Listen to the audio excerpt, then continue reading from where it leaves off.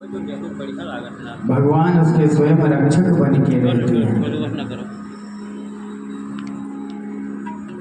और भगवान अगर मिले हैं तो सबसे ज़्यादा शरणागतियों पर कृपा की है। जैसा आपके मन में अंतःकरण में रहता है वैसा ही भाव आप जो है प्रकट करते हैं। पूज्यपाद गोस्वामी तुलसीदास जी जितनी बातें किए हैं वो सब शरणागत की बातें किए हैं। गोस्वामी तुलसीदास जी कहते हैं कि हम वो कथा गाएंगे जो कथा तीर्थराज प्रयाग में श्री याज्ञवल्क्य जी ने भरद्वाज जी को सुनाई थी। अब ये दूसरा घाट है। ये तीर्थराज प्रयाग में कथा, इस कथा का भी आरंभ तीर्थराज की धरती प्रयाग से ही है।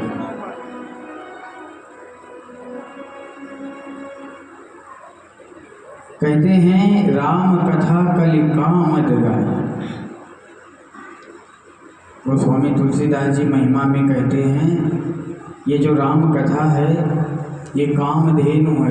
कामधेनु मतलब आपकी समस्त मनोकामनाएं पूर्ण हो जाएंगी, इसमें कोई दो राय नहीं है। आप समस्त प्रिय भक्तों की जो भी मनोकामनाएं होंगी पूर्ण समर्पण से चित्त लगा करके आप श्रवण करेंगे, आपकी मनोकामनाएं अवश्य पूर्ण होंगी। बस ये रहे कि हमारा तन जहाँ पे है वहीं पे मन भी रहे, तभी हमें कथा का लाभ प्राप्त होता है। जहाँ हम तन रहे हमारा वहीं पर मन रहे, तब हमें कथा का पूर्ण लाभ जो है सत्संग का प्राप्त होता है। गोस्वामी जी कह रहे हैं कि हम वो कथा गाएंगे जो पूज्यपाद याज्ञवल्क्य जी ने भरद्वाज ऋषि को सुनाई थी। इस घाट का नाम है कर्मकांड घाट।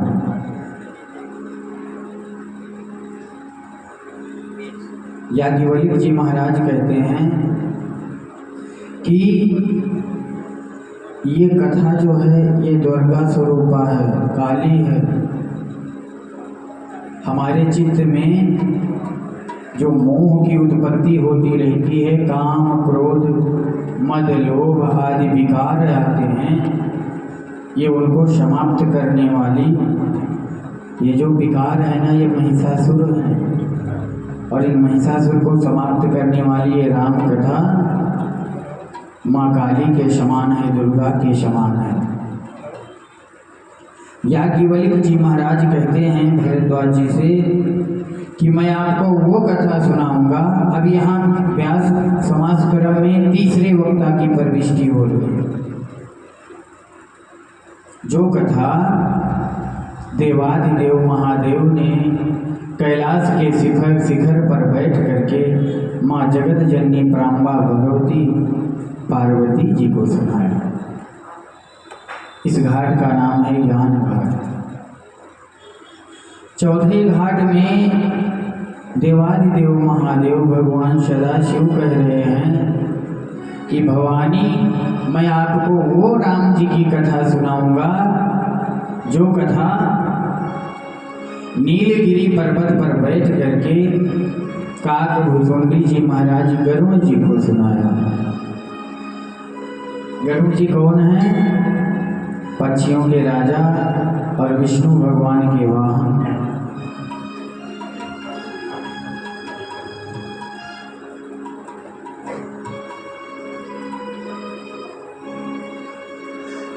एक बार लंका में युद्ध हो रहा था, तो युद्ध के समय में आप लोगों ने कहीं सुना ही होगा, और सीरियल आदि में भी आजकल सीरियल भी आता है उसमें भी दिखाते हैं। एक बार हमारे प्रभु राम और लक्ष्मण जो है नाग फांस में बंध गए। नाग फांस में जब बंध गए राम जी तो उनको नागपाश से मुक्त कराने के लिए नारद जी ने गरुड़ जी को आवाहन करके बुलाया। गरुड़ जी कौन है? जो सर्प आदि का भक्षण करते हैं। गरुड़ जी आए और जो है राम जी को मुक्त किया बंधन से। अब राम जी को तो मुक्त कर दिया बंधन से, लेकिन स्वयं जो है संशय रूपी बंधन में बंध गए। कैसे? विचार करने लगे कि अगर भगवान होते राम जी तो नाग फांस जैसे बंधन में क्यों बंधते, और अगर बंध भी गए तो स्वयं ही मुक्त हो जाते। हमें बुलाने की, मुक्त कराने की क्या आवश्यकता थी? विचार करने लगे। फिर विचार आया कि ये भगवान नहीं है, ब्रह्म नहीं है। नारद जी से कहा, नारद जी ने कहा कि यही मुझे भी एक बार हुआ था गरुड़, इस संशय का इलाज मेरे पास नहीं है, अपने पिताजी के पास जाओ। दौड़ करके नारद जी ने कहा कि आप हमारे पिताजी के पास जाइए गरुड़, वहीं आपको इस बीमारी का इलाज मिलेगा। दौड़ करके ब्रह्मा जी के पास गए गरुड़ जी। देखो, जो परेशान होता है और ये जानता है कि मेरी समस्या है कोई, वही खोज में निकलता है। गरुड़ जी दौड़ करके ब्रह्मा जी के पास गए। ब्रह्मा जी ने कहा इसका इलाज तो हमारे पास भी नहीं है, क्योंकि यही संशय एक बार मुझे भी घेर लिया था। जय बहुबार न चावा होई, जय बहुबार न चावा होई, सोई व्याप्यो तिहंग पति तोहि, सोई व्याप्यो अंग पति तोहि, जय बहुबार न चावा होई, सोई व्याप्यो अंग पति तोहि, जय बहुबार। ये ब्रह्मा जी जानते हो कब की बात कर रहे हैं? जब पहला शिवलिंग अवतार भगवान सदाशिव का हुआ था। ब्रह्मा जी हंस पे सवार हुए थे और विष्णु भगवान जो है गरुड़ पे सवार होकर ओर और छोर का पता लगाने गए। पता नहीं कितने वर्षों तक ब्रह्मा जी घूमते रहे, लेकिन उनका संशय दूर नहीं हुआ। कह रहे हैं कि गरुड़, यही संशय मुझे भी घुमाया था, इसका इलाज तो मेरे पास नहीं है। देखो, इसमें एक श्रेष्ठ बात ये मुझे भान में आती है कि हमारे शरीर से मनसा वाचा कर्मणा, किसी से मन से, वचन से, कर्म से कोई दोष बन जाए और उस दोष को अगर हम मिटाना चाहें तो मिट जाएगा, लेकिन हम मिटाना नहीं चाहते। जीव और उस दोष को छुपाना चाहता है। एक दोष को छुपाने के लिए 100 दोष, 100 झूठ और बोल। हमें कोई दोष लग गया है, इसका ज्ञान तो हो जाए तो हम किसके पास जाएं? अपने श्रेष्ठ जन के पास में जाएं, गुरु के पास में जाएं, संत के पास में जाएं, अपने अग्रज के पास में जाएं और उनसे अपनी सारी व्यथा बताएं, तो हम उस दोष से निवृत्त हो जाएंगे। ब्रह्मा जी ने कहा कि इसका उपाय हमारे पास नहीं है,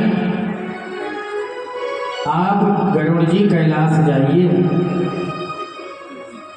अब गरुड़ जी दौड़ के कैलाश जा रहे थे।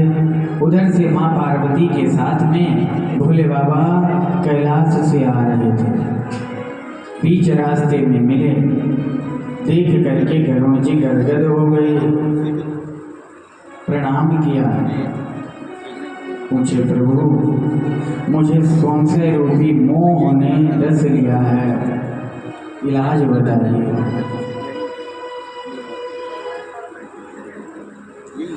जीव जो है ये स्वीकार नहीं करता, ये जीव का स्वभाव है, मानव का ये स्वभाव है। हजार कमियां होते हुए भी वो अपने आप को कमी को स्वीकार नहीं करता। और हमारे संत महापुरुष कबीर दास जी, रहीम दास जी, सूरदास जी, तुलसीदास जी, क्या इनके पास कोई कमी था? कोई कमी नहीं थी, कोई दोष नहीं था, लेकिन फिर भी इन्होंने अपने आप को दोष रूपी कहा है। कुटिल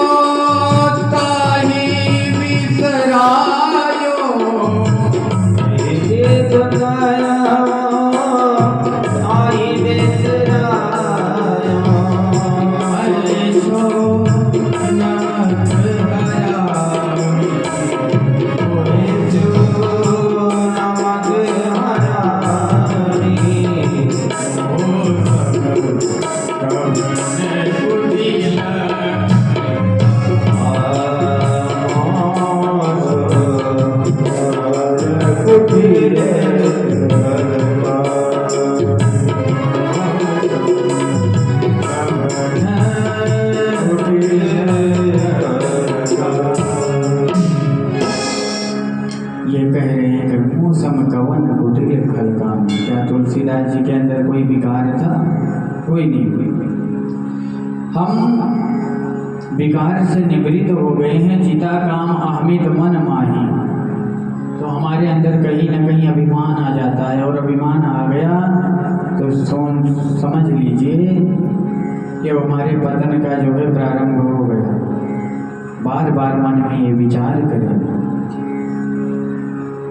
कि हम अपने दोष ना होते हुए भी, श्रेष्ठ जन कहते हैं दोष ना होते भी कोई कहता है तो दोष को स्वीकार कर लेते हैं। कई बार आपने देखा होगा जो खुले मंच पे महापुरुषों को गाली देते हैं, संत महापुरुष को, कोई संत महापुरुष जब सामने मिलते हैं उनसे तो वही ही भगवत भाव से मिलते हैं, कोई दोष नहीं रहता। ये श्रेष्ठता है। अपने में बुराइयों का दर्शन करना चाहिए, अपने में बुराइयों को देख करके उसको मिटाना चाहिए। बुरा जो देखा न मैं चला, बुरा न मिलिया कोई, और जो दिल खो जाए आप में मुझसे बुरा न कोई। शंकर जी कहते हैं गरुड़,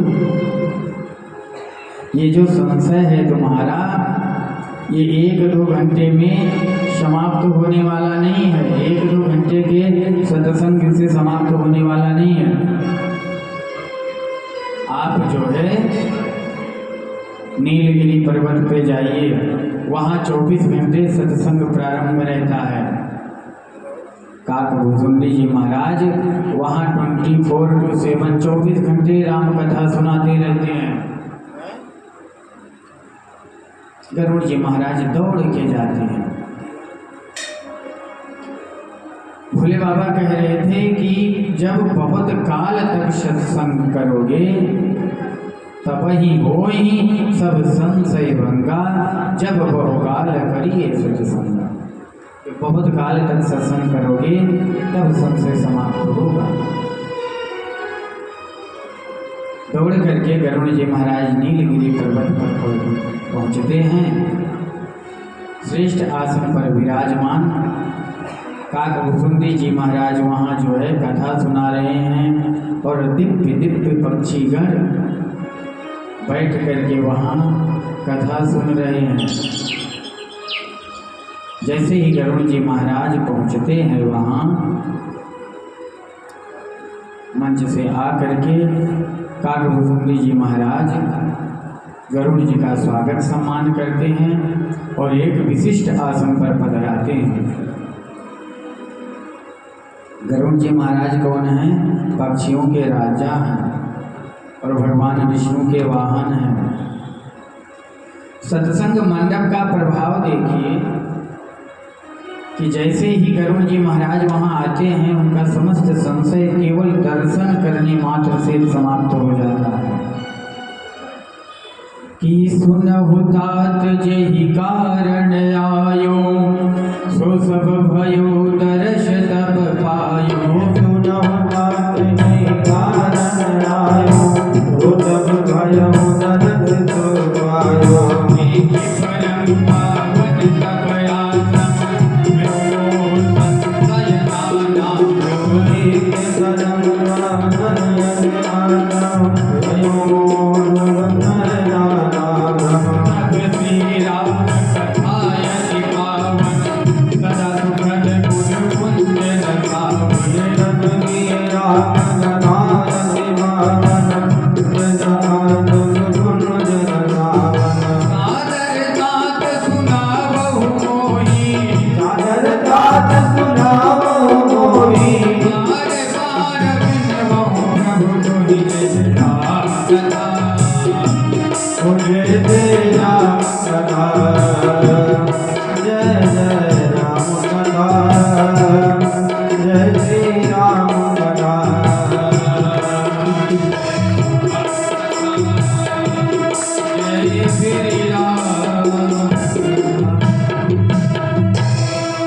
केवल सत्संग मंडप का दर्शन करके ही गरुड़ जी महाराज कहते हैं कि हमारा जो है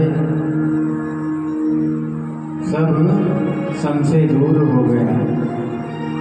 देखो कथा सत्संग मुझे अपेक्षित क्यों है, क्यों आवश्यक है? हम ना चाहते हुए अपने व्यवहार में, व्यापार में, खेती में कहीं ना कहीं ना चाहते हुए भी हमसे कोई ना कोई अपराध बन जाता है। और जब हम सत्संग सुनते रहते हैं, भगवान की कथा सुनते हैं, तब हम उस अपराध से निवृत्त हो जाते हैं।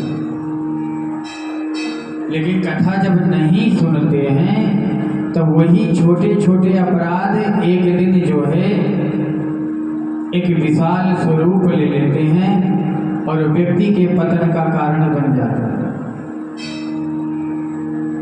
इस कारण से हमारे जीवन में ये व्यवहार लाना चाहिए कि 1000 काम छोड़ करके सत्संग जरूर सुनना चाहिए, कथा जरूर सुननी चाहिए। और प्रिय भक्तों, राम जी की कथा तो आज इतनी अपेक्षित हो गई है कि राम जी के जैसा कोई पति नहीं, राम जी से के जैसा कोई पुत्र नहीं, राम जी के जैसा कोई राजा नहीं, राम जी के जैसा कोई तपस्वी नहीं, राम जी के जैसा कोई योद्धा नहीं, राम जी के जैसा कोई धर्मशील नहीं, राम जी के जैसा कोई आज तक पुरुष नहीं हुआ।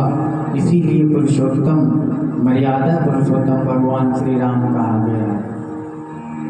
अब किसी को कहा जाए कि पति कैसा होना चाहिए, राम जी के जैसा कि कृष्ण जी के जैसा, तो सब यही कहेंगे किसके जैसा होना चाहिए, राम जी के जैसा। इसीलिए एक एक पद को, एक एक अपने दायित्व को राम जी ने जी करके दिखाया। विद्यार्थियों को कैसे रहना है, संत की सेवा कैसे करनी है, गुरु की सेवा कैसे करना है, गुरु के सानिध्य में कैसे रहना है, राज्य को कैसे करना है, युद्ध को कैसे करना है, सब कुछ भगवान ने अपने चरित्र में दिखा दिया है। इसीलिए आजकल भगवान श्री कृष्ण की कथा से राम जी की कथा ज़्यादा अपेक्षित होती है, जबकि भगवान कृष्ण की कथा में राम जी में कोई अंतर नहीं, कोई भेद नहीं। भगवान शिव में, राम में, कृष्ण में कोई अंतर नहीं। राम जी हमेशा शिव शिव करते रहते हैं और शिव जी हमेशा राम राम करते रहते हैं। विष्णु हृदय शिवा और शिव हृदय विष्णु।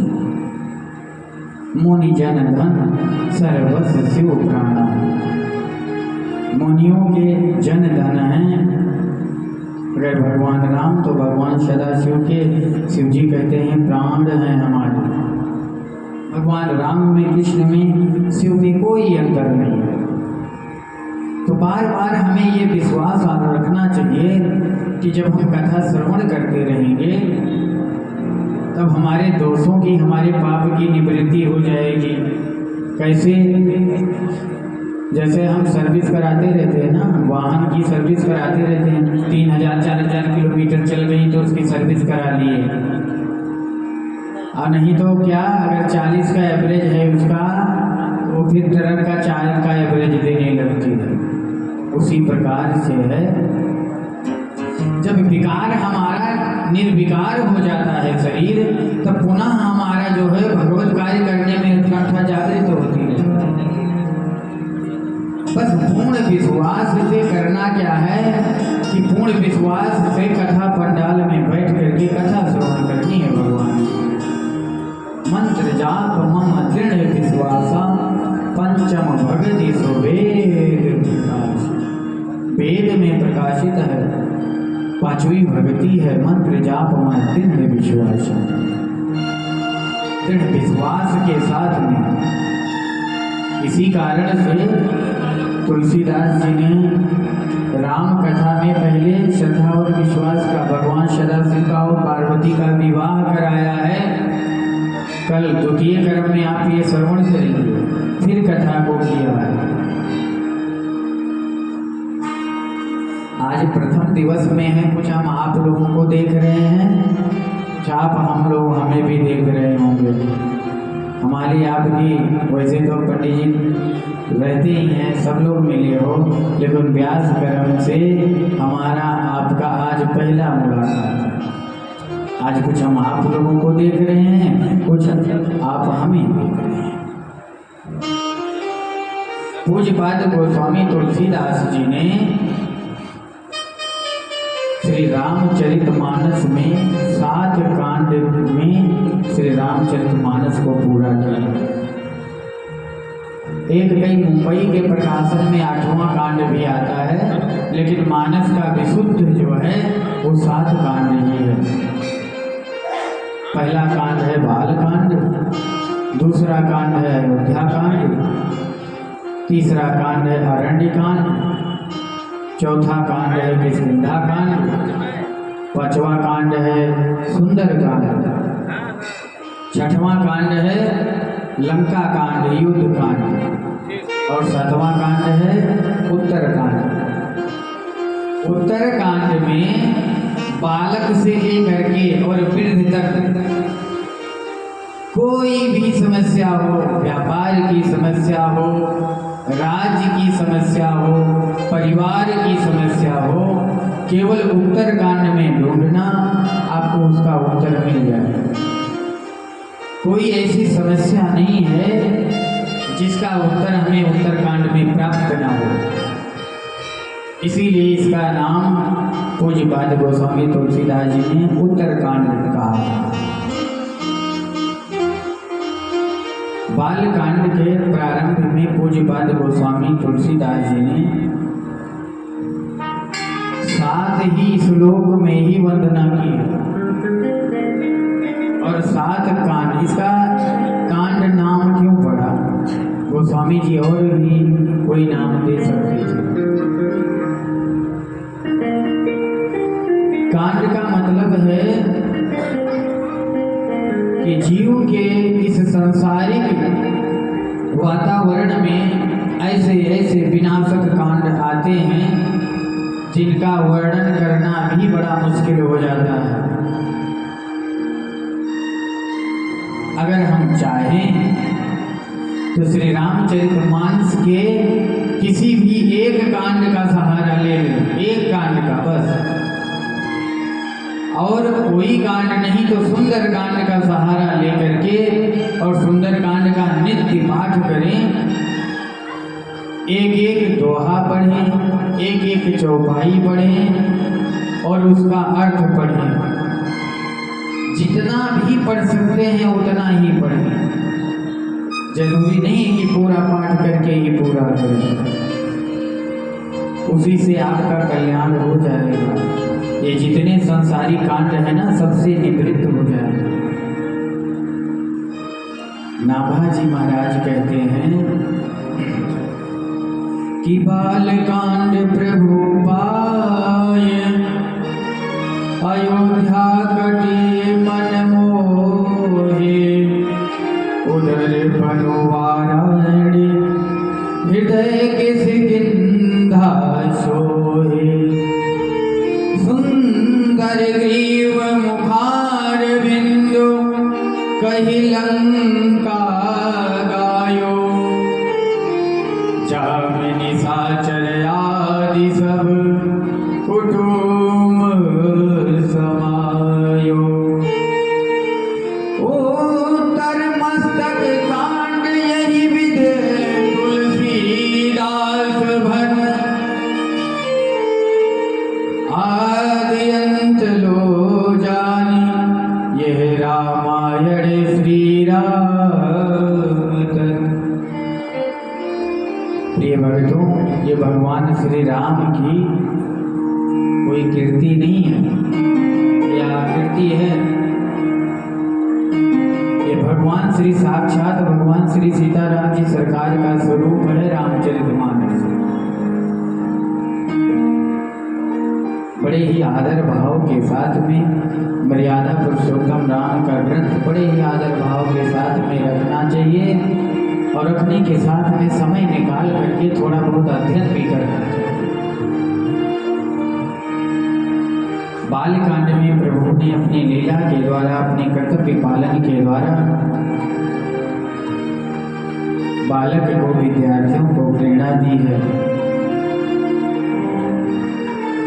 अभिवादनशीलस्य नित्यं वृद्धो वशे विना, तक्षवारितस्य वरदन्ते आयुर्विद्याय शोभनम्।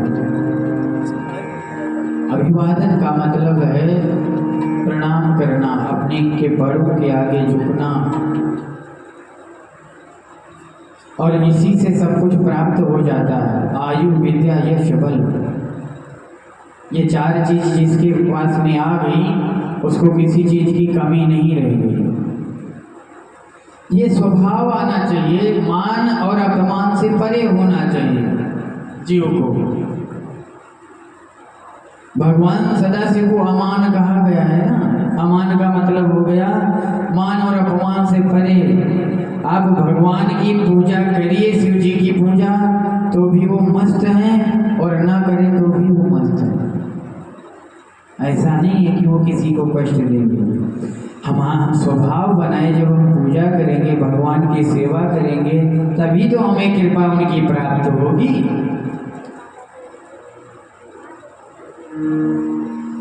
देखो, ये 4 मंजिल के ऊपर टंकी रखी रहती है ना, और बाल्टी जो है नीचे रहती है। अगर हम बाल्टी को ले जाकर के टंकी के ऊपर रख दें तो क्या भर जाएगी? नहीं भरेगी। बाल्टी को अगर भरना है उसको नल के नीचे आना पड़ेगा, झुकना पड़ेगा, तभी वो भरेगी। अच्छा, बाल्टी भरेगी तो खाली कौन हो रहा है?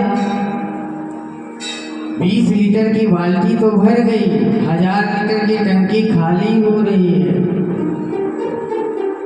हम व्यवहार में किसी से पहले प्रणाम कर लिए, जय मां कर लिए, सीताराम कर लिए, तो हमने क्या किया? आय किया। और कोई हमसे किया बाद में हम किए तो हमने वे किया।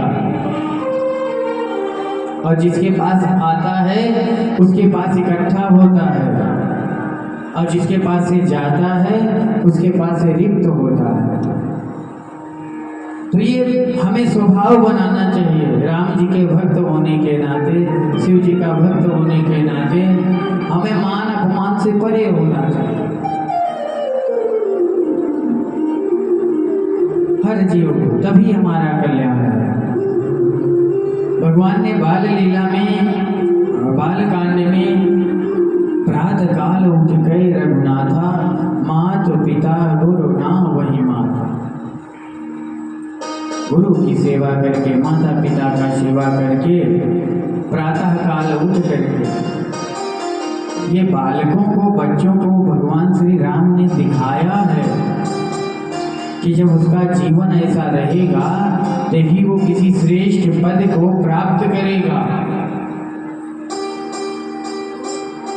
भगवान ने बाल कांड में बालकों को, विद्यार्थियों को प्रेरणा दी है, शिष्यों को प्रेरणा दी है कि गुरु की सेवा कैसे आना, आये सुमांगी करई पुर काज। अयोध्या कांड में अयोध्या से संबंधित घटनाओं की चर्चा की है गोस्वामी तुलसीदास जी ने। किष्किंधा कांड में किष्किंधा से संबंधित, किष्किंधा के बाद में सुंदर कांड, सुंदर कांड के बाद में लंका कांड, युद्ध कांड, और फिर आया उत्तर कांड।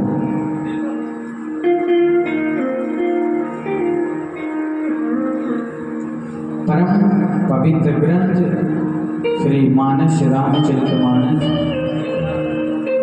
हम राघव जी सरकार से, सदाशिव भगवान से प्रार्थना करते हैं कि हमारे भक्त जनमानस